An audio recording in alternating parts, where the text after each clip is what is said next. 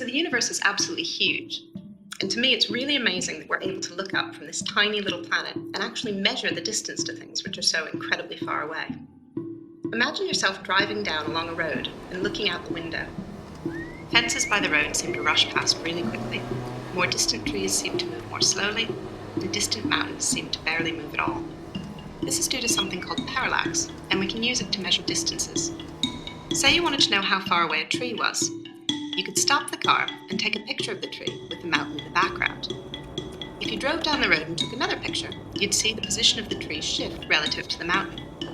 If you knew how far you'd driven along the road, you could then do some simple maths to work out how far the tree was from you. This is how we measure the distance to the nearest stars.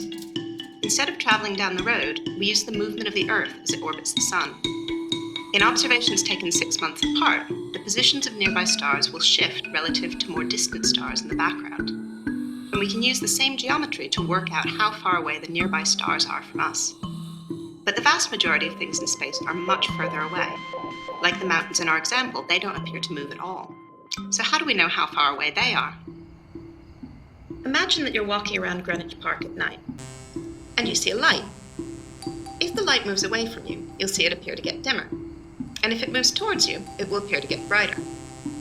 If you know exactly how luminous the light is, say it's a 40-watt bulb, you can use how bright it looks to you to work out its distance from you. And you can do the same for any other 40-watt bulbs. But other types of light could either be dim and up close, or bright and far away. Only objects of known luminosity, called standard candles, can be used to measure distances.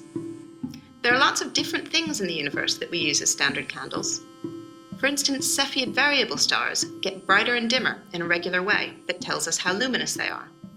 So we can work out their distance, or the distance to a galaxy that they live in. But there are limits to using standard candles. What if something's in the way, blocking some of their light? Or what if you want to know the distance to a galaxy that has no standard candle? Imagine a fire engine. Its siren emits sound waves. As it rushes along the road, the crests of the sound waves in front of it are closer together than those behind it. Since the distance between the crests of sound waves determines pitch, the engine sounds higher as it approaches and deeper as it moves away. This is due to something called the Doppler effect, and it affects light waves emitted from moving sources too. Now shorter waves appear bluer, and longer waves appear redder. We can use this blue shift and red shift of light to study the motions of things in space. Looking at galaxies containing standard candles, astronomers found that the light from all distant galaxies was redshifted. The more distant the galaxy, the greater the redshift. We now understand this is because our universe is expanding. From our viewpoint, all distant galaxies seem to be moving away from us because the space between us and them is stretching out. More distant galaxies appear to recede faster because there's more space between us to expand. Light waves traveling to us from distant galaxies are redshifted, not because they're moving away from us, but because they've been stretched out as they traveled to us through our expanding universe. We know how far away things are in the distant universe by measuring how redshifted their light is.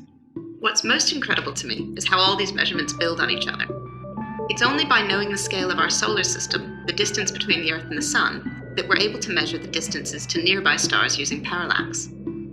If we can learn how far it is to some nearby standard candles using parallax, we can then use comparison between standard candles to measure the distances to farther stars and galaxies. Finally, by studying the motions of galaxies with standard candles, we learn we can use redshift to measure distances throughout our expanding universe.